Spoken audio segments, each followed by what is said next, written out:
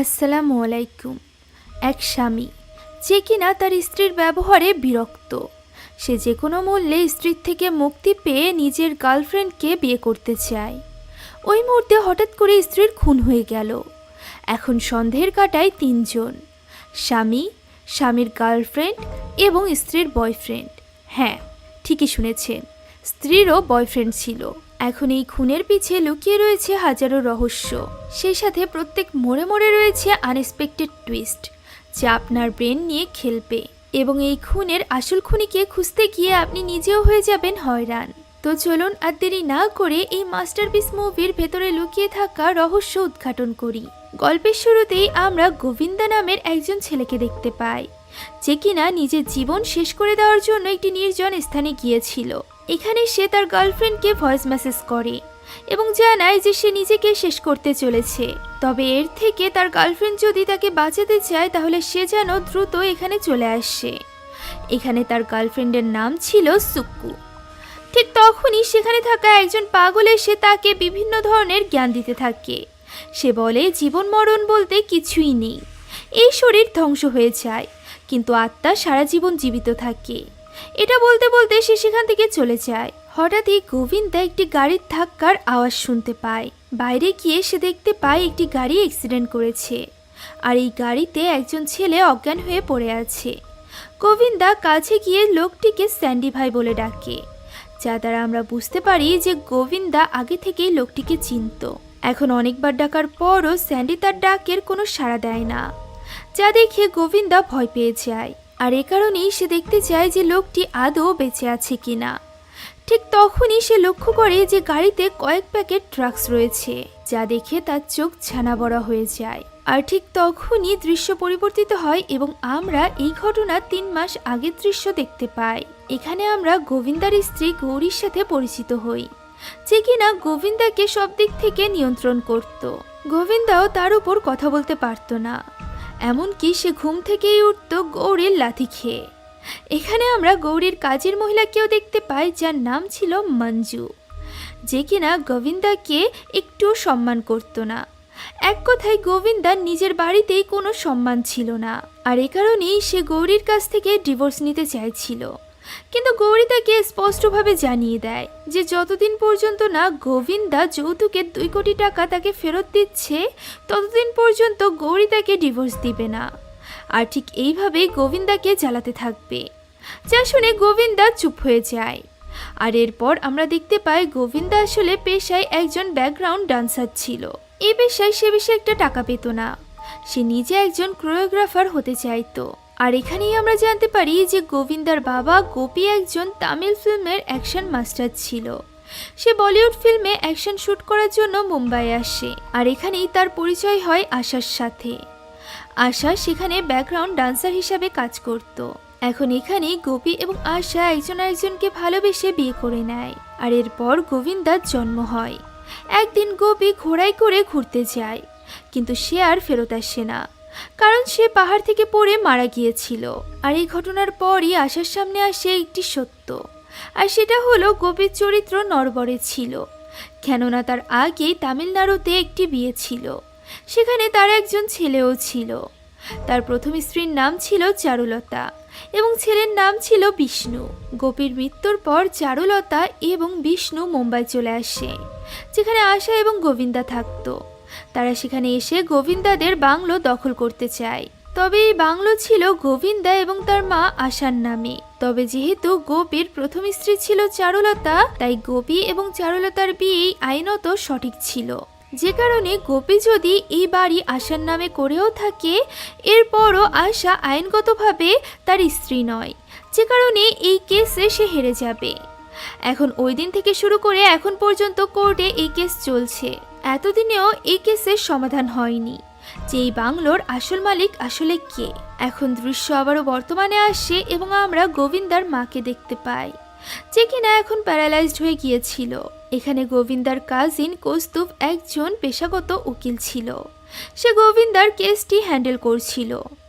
আজ তাদের কোর্টের হিয়ারিং ছিল, তাই তারা সবাই একসাথে কোর্টে যায়। সেখানে কৌস্তুভ কিছু ছবি দিয়ে এটা প্রমাণ করার চেষ্টা করে যে আশাই গোপীর প্রথম স্ত্রী। আর এক্ষেত্রে বাংলোর আসল মালিকও সেই হবে।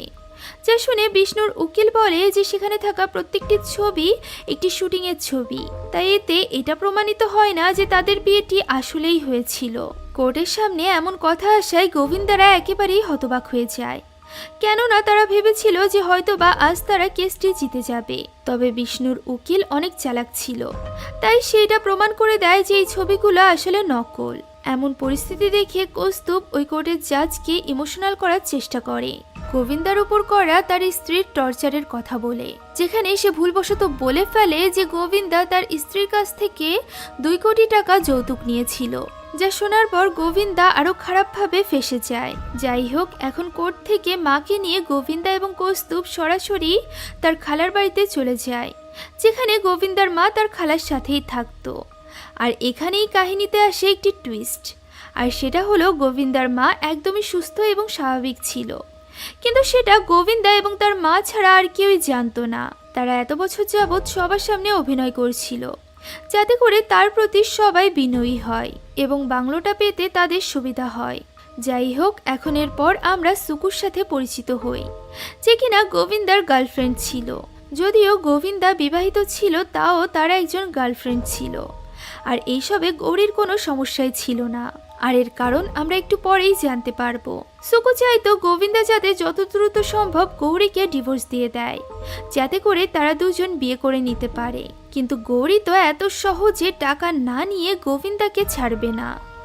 এখন সুকুর সাথে সময় কাটানোর পর গোবিন্দা যখন বাড়িতে যায়, তখন সেখানে তার সাথে ইন্সপেক্টর জাভেদের দেখা হয়। জাভেদ এখানে এসেছিল তার পাওনা টাকা নিতে। বেশ কিছুদিন আগে গোবিন্দা জাভেদের কাছ থেকে একটি বন্দুক নিয়েছিল, যা দিয়ে সে মূলত গৌরীকে মারতে চাইছিল। আর এই বন্দুকের বদলে সে জাভেদকে গৌরীর একজোড়া সোনার চুড়ি দিয়ে বলেছিল যে সে যত দ্রুত সম্ভব তত দ্রুতই তার টাকা শোধ করে দিবে। তবে এখনো পর্যন্ত সে জাভেদের কোনো টাকাই দেয়নি। সে এখানে কোনো মতে জাভেদকে বোঝায়, আর এরপর বাড়ির ভেতরে প্রবেশ করে। সে দেখে গৌরীর সাথে বলদেব নামের একজন লোক বসে আছে, যে কিনা লাইফ ইন্স্যুরেন্সে জব করত। গৌরী এখানে গোবিন্দার সাথে তার পরিচয় করিয়ে দেয় নিজের প্রেমিক হিসাবে, যা দেখে গোবিন্দার একটুও ভালো লাগে না। তবে সে এটা প্রকাশও করতে পারে না, কেননা যদি গোবিন্দার গার্লফ্রেন্ড থাকতে পারে তাহলে গৌরীর কেন থাকবে না। এখানেই আমরা জানতে পারি যে গোবিন্দা কেন জাভেদের কাছ থেকে ওই বন্দুকটি কিনেছিল। সে আসলে গৌরীর অত্যাচারে অতিষ্ঠ হয়ে গিয়েছিল এবং তাকে মেরে ফেলে নিজেকে মুক্ত করতে চাইছিল। তবে সে এতটাও স্ট্রং ছিল না যে সে কারোর ওপর গুলি চালাতে পারবে। এখন গোবিন্দার সাথে সাথে সুকুরও স্বপ্ন ছিল যে সেও একজন সাকসেসফুল কোরিওগ্রাফার হবে। আর এই উদ্দেশ্যেই কৌস্তুভ গোবিন্দা এবং সুকুকে অজিত নামের একজন ব্যক্তির কাছে নিয়ে যায়। অজিত আসলে মুম্বাই শহরের একজন ডন ছিল। অজিত এখন তার ছেলেকে ফেমাস বানাতে চাইছিল, আর এই কারণেই সে তাদেরকে ডেকেছিল তারই বানানো একটি গানে কোরিওগ্রাফি করতে। অজিতের ছেলের নাম ছিল স্যান্ডি, অর্থাৎ কাহিনীর শুরুতে গোবিন্দা যাকে স্যান্ডি ভাই বলে সম্বোধন করছিল সেই ছিল অজিতের ছেলে। সে সারাক্ষণ নেশায় আসক্ত থাকতো, যে কারণে তার কথা বলার মতো হুঁশ থাকতো না। এখন গোবিন্দা এবং সুকুর সাথে অজিত 30 লক্ষ টাকার কন্ট্রাক্ট করে। এখন খুশি মনে গোবিন্দা এবং সুকু সেখান থেকে বের হয়ে যায়। তারা সেখান থেকে বের হয়ে গোবিন্দার মায়ের সাথে দেখা করে। এখানে সুকু অনেক ভালোবেসে গোবিন্দার মায়ের জন্য রান্না করে নিয়ে গিয়েছিল। এমনকি খুশি মনে তারা এখানে তাদের ডান্সের স্টেপও দেখায়। তবে গোবিন্দার মা খুব খারাপভাবে সুকুকে অপমান করে তার রান্না খাবার খেয়ে, যা দেখে সুকু অনেক কষ্ট পায় এবং সেখান থেকে বের হয়ে যায়। অন্যদিকে আমরা গোবিন্দার সৎ ভাই বিষ্ণুকে দেখতে পাই, যে কিনা তার উকিলের সাথে একটি ডেভেলপ কোম্পানিতে যায় টাকা ধার করার জন্য। আর এরপর তারা গোবিন্দা এবং তার মায়ের সাথে দেখা করে এবং তাদেরকে লোভ দেখিয়ে বলে যে তারা যদি বাংলোটি বিষ্ণুর নামে লিখে দেয় তাহলে তারা গোবিন্দাকে 75 স্কোয়ার ফিটের 2টি ফ্ল্যাট দিবে, যার দাম 40 লক্ষ টাকা। 21 লক্ষ টাকার নগদ দিবে এবং তার মায়ের জন্য একটি ইলেকট্রিক চেয়ার দিবে। সেই সাথে উকিলের সম্পূর্ণ ফিস তো রয়েছেই। একথা শুনে গোবিন্দা অনেক রেগে যায় এবং বিষ্ণুকে সেখান থেকে মেরে তাড়িয়ে দেয়। সেই সাথে গোবিন্দার মাও চারুলতার উপর আক্রমণ করে। তাদের অবস্থা এতটা নাজেহাল হয়ে যায় যে তারা যাওয়ার সময় হুইল চেয়ারটা সেখানেই ফেলে যায়। এখন ওই রাতে গোবিন্দা তার কাজের মহিলা অর্থাৎ মাঞ্জুকে ফলো করে এবং সেখানে সে এমন কিছু দেখতে পায় যেটা দেখার জন্য সে মোটেও প্রস্তুত ছিল না। কিন্তু সেখানে কি দেখেছিল এটা আমরা কাহিনীর শেষের দিকে জানতে পারবো। আপাতত সে যখন মাতাল হয়ে বাড়িতে যায় তখন সে দেখতে পায় তার বাড়িতে জাবেদ এবং বালদেব দুজনই বসে আছে। জাবেদ আসলে এখানে পাওনা টাকা নেওয়ার জন্য এসেছিল, যেখানে সে গৌরীকে জানিয়ে দেয় যে গোবিন্দাই তার সোনার চুড়ি চুরি করেছিল। যা শোনার পর গৌরী গোবিন্দার উপর অনেক রেগে যায়, আর এরপর কোনো মতে জাবেদ সেখান থেকে 20,000 টাকা নিয়ে বের হয়ে আসে। এখানে গোবিন্দা গৌরীকে বুঝতেই দেয় না যে আসলে জাবেদ কি জন্য টাকা নিতে এসেছিল, কেননা সেটা জানার পর গৌরী তো তাকেই মেরে ফেলতো। যাই হোক, এখন পরদিন থেকে তারা স্যান্ডিকে ডান্স দেখানো শুরু করে এবং কিছুদিনের মধ্যে তারা সেই ভিডিওটি তৈরিও করে ফেলে। তবে অজিত এই ভিডিওটি দেখে অনেক রেগে যায়, কেননা এই ভিডিওতে বেশিরভাগ সময় সুকু এবং গোবিন্দাকে দেখা যাচ্ছিল, তার ছেলেকে তো দেখাই যাচ্ছিল না, আর দেখা যাবেও বা কিভাবে, কেননা তার ছেলে সারাক্ষণ নেশায় আসক্ত ছিল, যে কারণে নির্ধারিত সময়ের মধ্যে গানটি শেষ করার জন্য সুকু এবং গোবিন্দাকে ডান্স করতে হয়েছিল। তবে অজিত এসব কিছু মানতে চায় না, এবং যখনই সুকু এবং গোবিন্দা তাদের কাজের পারিশ্রমিক চায় ঠিক তখনই সে রেগে গিয়ে বলে যে তারাই যেন তাকে 30 লক্ষ টাকা ফেরত দেয়, কেননা তারা তার টাইম নষ্ট করেছে। এই ব্যাপারে প্রতিবাদ করতে গেলে অজিতের লোক তাদের 3 জনকে মেরে সেখান থেকে বের করে দেয়। এই ঘটনায় সুকু অনেক কষ্ট পায় এবং গোবিন্দার সাথে ব্রেকআপ করে নেয়, আর এ কারণেই ফ্রাস্ট্রেটেড হয়ে গোবিন্দা নিজেকে শেষ করার জন্য ওই নির্জন জায়গায় যায়, যেটা আমরা মুভির প্রথমে দেখেছিলাম। এখানে তার ফ্রাস্ট্রেশনের কারণগুলো হলো তার বাড়ি নিয়ে চলা কেস, সময় মতো লোন শোধ করতে না পারা, তার প্রতি গৌরীর অত্যাচার এবং শেষে সুকুর ব্রেকআপ করে চলে যাওয়া। যাই হোক, এখন আমরা সেই সকল দৃশ্যগুলো দেখতে পাই যা আমরা প্রথম দৃশ্যে দেখেছিলাম। এখানে গোবিন্দা যখন ওই প্যাকেটগুলো পায় তখন সে দ্রুত সুকুকে জানায় এবং সুকুও মেসেজ পেয়ে দ্রুত সেখানে ছুটে আসে। আশেপাশে কেউই ছিল না, আর এরই সুযোগ উঠিয়ে সুকু এবং গোবিন্দা ওই প্যাকেটগুলো নিয়ে সেখান থেকে পালিয়ে যায়। পালিয়ে তারা সোজা যায় গোবিন্দার বাড়িতে, যেখানে গিয়ে তারা একেবারেই হতবাক হয়ে যায়, কেননা তাদের সামনেই পড়েছিল গৌরীর মৃতদেহ, যা দেখে তারা একেবারেই থমকে যায়। গৌরীকে কে মারল এবং কেনই বা মারল? এখান থেকেই শুরু হয় কাহিনীর আসল মজা। গৌরীর মৃতদেহ দেখে তারা দুজনেই ভয় পেয়ে যায় এবং সেখান থেকে পালানোর চেষ্টা করে, কিন্তু গেটের কাছে বলদেব দাঁড়িয়ে থাকার কারণে তারা বের হতে পারে না। বলদেব অর্থাৎ গৌরীর বয়ফ্রেন্ড, যে কিনা গৌরীর সাথে দেখা করার জন্য এসেছিল। তার মনে হচ্ছিল যে গৌরী হয়তো বা রাগ করেছে, তাই সে সেখান থেকে সরে না, যা দেখে তাদের আবারও বাধ্য হয়ে বাড়ির ভেতরে যেতে হয়। ওই মুহূর্তে তারা সিদ্ধান্ত নেয় যে তারা গৌরীর মৃতদেহকে কোথাও একটা লুকিয়ে ফেলবে, কেননা কেউ যদি জানতে পারে যে গৌরীকে কেউ খুন করেছে তাহলে সবার প্রথমে সন্দেহ যেয়ে পড়বে তাদের উপর, কেননা তারা বয়ফ্রেন্ড গার্লফ্রেন্ড ছিল এবং যেহেতু গোবিন্দার বাইরে অ্যাফেয়ার ছিল তাই এটাই স্বাভাবিক ছিল যে গোবিন্দাই গৌরীকে মেরেছে। আর এই কারণেই তারা চাইলেও পুলিশের কাছে যেতে পারত না, তাই তারা সিদ্ধান্ত নেয় যে এই বাড়ির বাইরেই একটি গর্ত করে গৌরীকে সেখানে তারা পুঁতে রাখবে। গোবিন্দা যতক্ষণে পুঁতে রাখার ব্যবস্থা করছিল ততক্ষণে সুকু সেখানে থাকা রক্ত পরিষ্কার করে ফেলে এবং বাকি সব প্রমাণাদি নিজের সাথে নিয়ে যায় পুড়িয়ে ফেলার জন্য। গোবিন্দাও গৌরীর লাশ পুঁতে ফেলে, আর এরপর সকালের দৃশ্য আমরা দেখতে পাই, যেখানে স্যান্ডির জ্ঞান ফিরে এসেছিল। সেটা দেখে হতভম্ব হয়ে যায় যে তার গাড়িতে সেই ড্রাগসের প্যাকেটগুলো নেই। এটা দেখে সে কাঁদতে কাঁদতে তার বাবার কাছে ফিরে যায়। সে তার বাবাকে জানায় যে গত রাতে কেউ একজন তাকে ফোন করে বলেছিল যে সে যদি তাদেরকে ড্রাগস দেয় তাহলে সে স্যান্ডিকে 6 কোটি টাকা দিবে। তাই সে লোভের বশে নিজের বাবার লকার থেকে ড্রাগসের প্যাকেটগুলো চুরি করে নিয়ে গিয়েছিল, কিন্তু এখন সে সেগুলো হারিয়ে ফেলেছে, যা শুনে অজিত প্রচণ্ড রেগে যায়। এখন অন্যদিকে আমরা মঞ্জুকে দেখতে পাই, যে কিনা প্রতিদিনের মতো কাজে চলে এসেছিল, তবে আজ ব্যাপারটা ভিন্ন ছিল, যে জিনিসটা সে খুব সহজেই বুঝে নেয়, কেননা গোবিন্দা অনেক খুশি ছিল, সেই সাথে গৌরীও সেখানে ছিল না। যা দেখে সে অবাক হয়ে গোবিন্দাকে জিজ্ঞাসা করে যে গৌরী কোথায় গিয়েছে, যার উত্তরে গোবিন্দা জানায় যে গৌরী ঘুরতে গিয়েছে। তবে মঞ্জু এখানে গোবিন্দার কথাই বিশ্বাস করে না, তার এটা সন্দেহ হয় যে গোবিন্দা তাকে মিথ্যা বলছে, তাই সে গৌরীর সাথে কথা বলার জন্য গৌরীকে কল করে।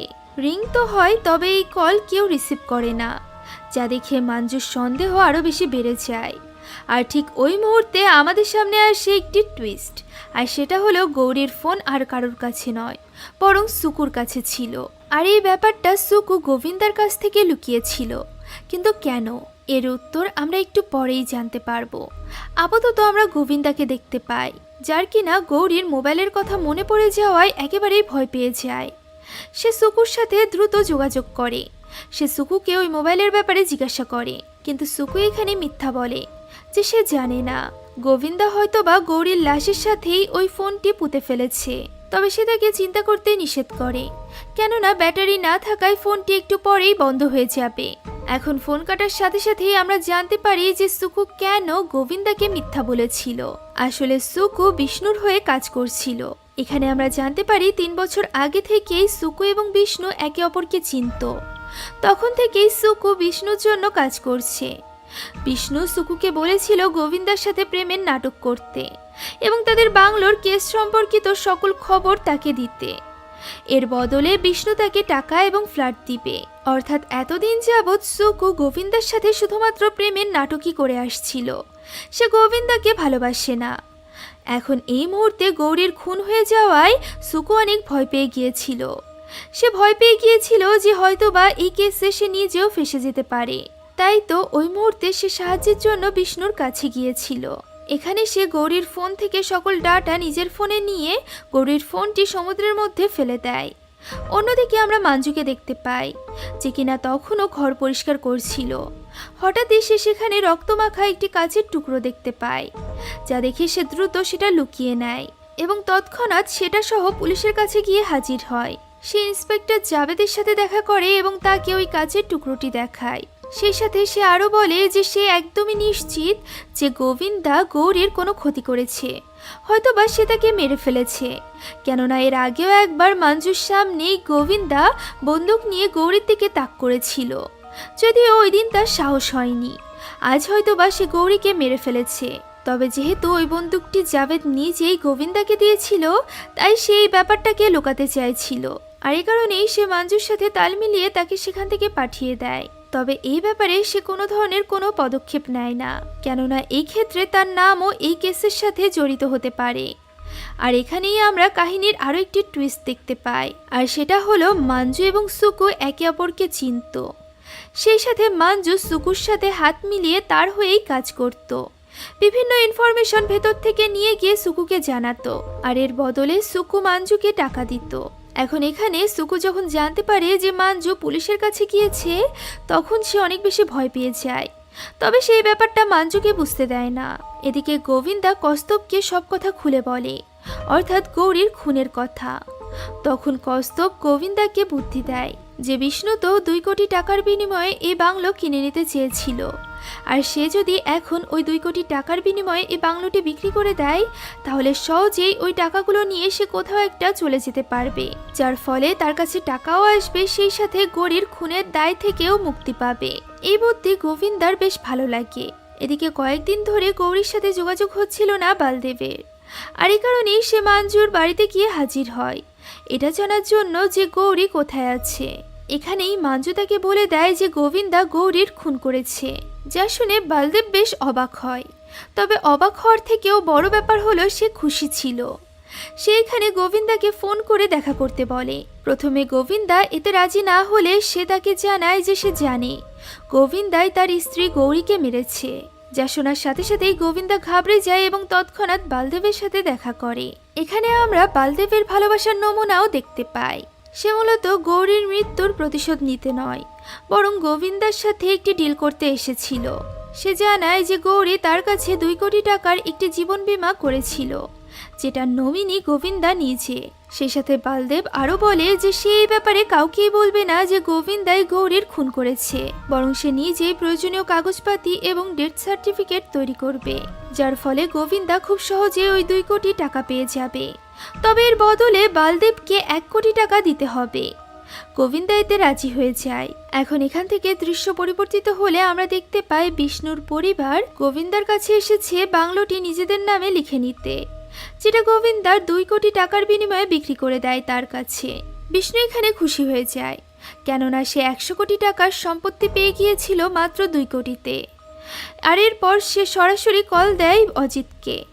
সে তাকে জানায় তার ড্রাগস গোবিন্দার কাছে রয়েছে। বিষ্ণু মূলত এই ব্যাপারটা সুকুর কাছ থেকে জেনেছিল। এখন এই ব্যাপারে জানার পর অজিত পুলিশকে দিয়ে গোবিন্দাকে থানায় তুলে নিয়ে যায় এবং তার কাছে জিজ্ঞাসাবাদ করা হয় যে ওই ড্রাগসের প্যাকেট সে কোথায় রেখেছে। গোবিন্দার বাড়ি তল্লাশি করেও সেখানে ড্রাগসের কোনো প্যাকেট পাওয়া যায় না। আর এরপর আমরা দেখতে পাই সুকু আবারও মঞ্জুর সাথে দেখা করে। সে মঞ্জুকে একটি ভিডিও দেয় এবং বলে এটা জাভেদকে নিয়ে দেখাতে, যাতে করে গোবিন্দা পুরোপুরি ফেঁসে যায়। অর্থাৎ সুকু গৌরীর মার্ডার কেসে গোবিন্দাকে পুরোপুরি ফাঁসাতে চাইছিল। তবে এখানে মঞ্জু একটি ভুল করে বসে। সেই ভিডিও তো দেখায় যেখানে গোবিন্দা গৌরীর উপর হাত তুলছিল, তবে এরই ফাঁকে সে বলে ফেলে যে তার একটি গার্লফ্রেন্ড ছিল। আর এরই মধ্যে সুকুর নাম পুলিশের সামনে চলে আসে। ফলে সুকুর বাড়িতেও পুলিশ গিয়ে হাজির হয় এবং সেখানে তল্লাশি চালানোর পর তারা ওই প্যাকেট পেয়েও যায়। ফলে গৌরীর মার্ডার কেসে সুকু এবার ফেঁসে যায়। কথায় আছে না, অন্যের জন্য কুয়া খুললে সেই কুয়ায় নিজে পড়তে হয়। সুকুর ক্ষেত্রে সেরকমই হয়েছিল। সে ফাঁসাতে যাচ্ছিল গোবিন্দাকে, কিন্তু তার ভুলের কারণে তার নামই পুলিশের সামনে চলে এসেছিল। এখন তাকে থানায় ধরে নিয়ে যাওয়া হয়, যেখানে ভয়ে সে নিজেকে বাঁচাতে গিয়ে জাভেদের সামনে সব সত্যিটা বলে দেয় যে কিভাবে তারা গৌরীর লাশ পেয়েছিল এবং কোথায় তা লুকিয়ে রেখেছিল। সেই সাথে সে এটাও বলে যে সে পুরোপুরি নিশ্চিত গোবিন্দাই গৌরীকে মেরেছে। যা শুনে জাভেদ তাদেরকে সাথে নিয়ে গোবিন্দার বাড়িতে যায়। সুকু যেখানে বলে পুলিশরা সেখানে গর্ত করে, তবে অবাক করা বিষয় হলো সেখানে কোনো লাশই ছিল না, যেটা দেখে সুকু নিজেও চিন্তায় পড়ে যায়। সে ভাবতে থাকে হয়তোবা গোবিন্দা এই লাশটি সরিয়ে রেখেছে, কিন্তু আসলেই কি তাই? গোবিন্দাই কি লাশটি সরিয়ে রেখেছে? এ ব্যাপারে আমরা পরবর্তীতে জানতে পারবো যে আসলে লাশটি কে সরিয়েছে। আপাতত আমরা সুকুকে দেখতে পাই যার কিনা মনে পড়ে যায় ওই জিনিসগুলোর কথা যেগুলো সে পুড়িয়ে ফেলার জন্য নিয়ে গিয়েছিল। আসলে সে সেগুলো পুড়িয়ে ফেলেছিল না, বরং একটি গোপন জায়গায় লুকিয়ে রেখেছিল। তাই সে পুলিশদেরকে সেখানে নিয়ে যায় প্রমাণ দেখানোর জন্য, কিন্তু সেখানেও কিছুই ছিল না, যা দেখে সুকু আরো বেশি অবাক হয়ে যায়। তবে গোবিন্দা এখানে এমন অভিনয় করতে থাকে যেন সেখানে কিছুই হয়নি, সে যেন কিছুই জানে না। এখানে সুকু পুলিশের সামনে বালদেবের নাম নিয়ে আসে এবং পুলিশকে বলে বালদেবকে জিজ্ঞাসা করার জন্য। সে গৌরীর বয়ফ্রেন্ড এবং তারা দুজন মিলেই হয়তো বা এই সব কিছু করেছে। একই সাথে সে বিষ্ণুর নামও নেয় এবং বলে বিষ্ণুকে সে সবকিছু বলেছে, তাই বিষ্ণুর কাছেও যেন পুলিশ জিজ্ঞাসাবাদ করে। কিন্তু এখানে বিষ্ণুও এই সব কিছু অস্বীকার করে, সেই সাথে বালদেবও। ফলে সুকু এবার পুরোপুরি ফেঁসে যায়।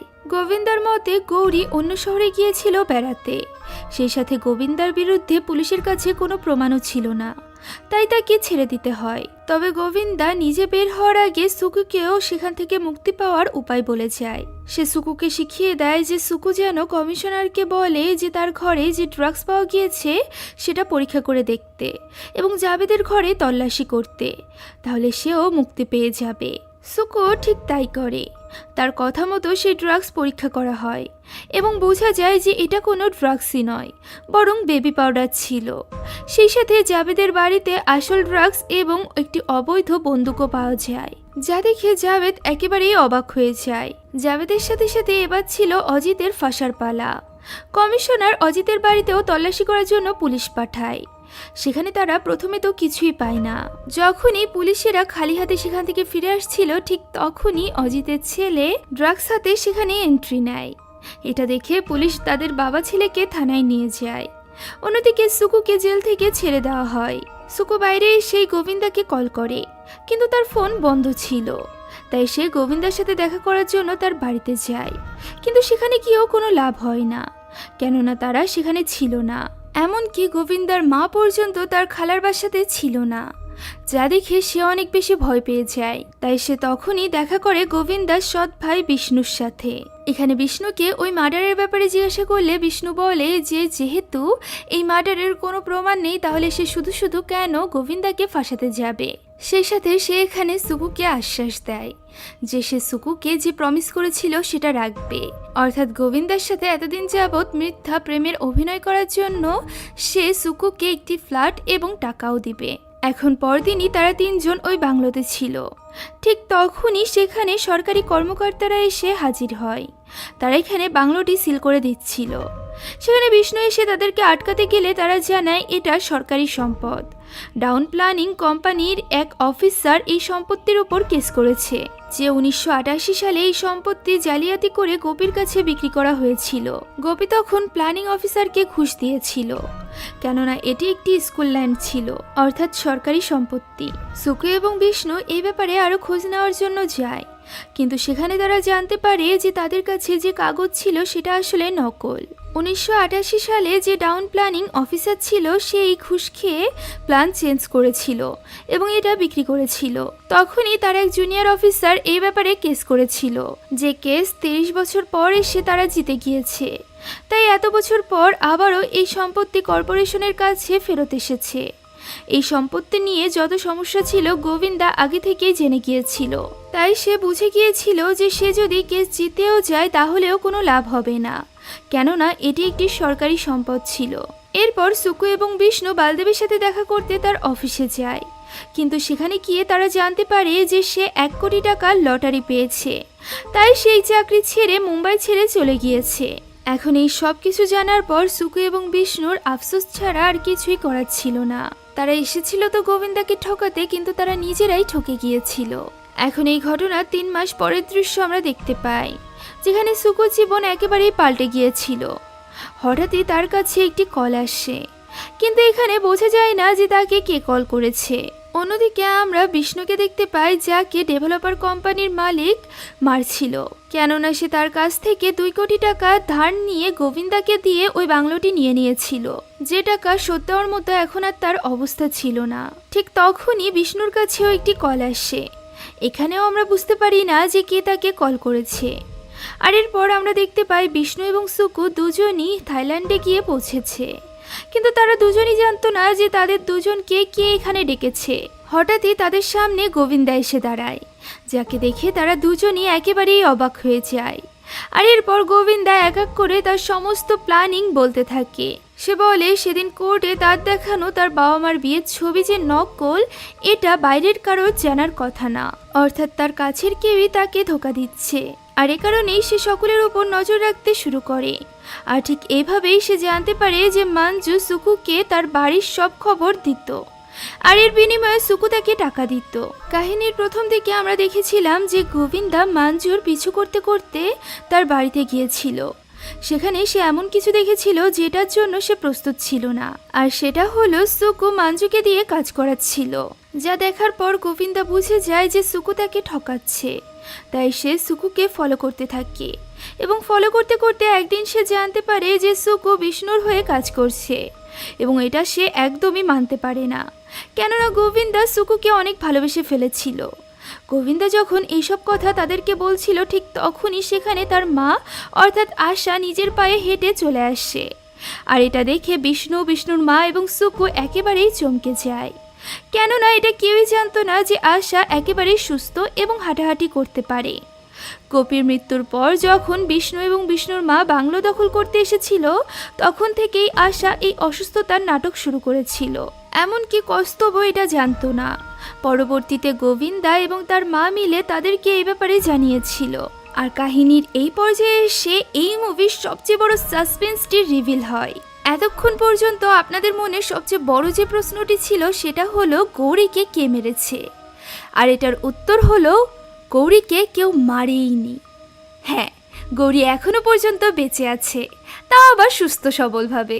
সে গোবিন্দার সাথে মিলে নিজের খুনের নাটক করেছিল, আর তাকে এভাবে জীবিত দেখে সুকুর অবস্থা আরো বেশি খারাপ হয়ে যায়। কাহিনীর শুরুতে আমরা দেখেছিলাম গোবিন্দা এবং তার স্ত্রীর মধ্যে কোনো ধরনের বনিবানা ছিল না। তারা একজন আরেকজনকে ভালো না বাসলেও গোবিন্দা তার স্ত্রীকে বিশ্বাস করত, আর এই কারণেই সে তার স্ত্রীর সামনে সবকিছু খুলে বলেছিল যে তাদের এই সম্পত্তি আসলে সরকারের, তাই তারা কখনো এটা পাবে না।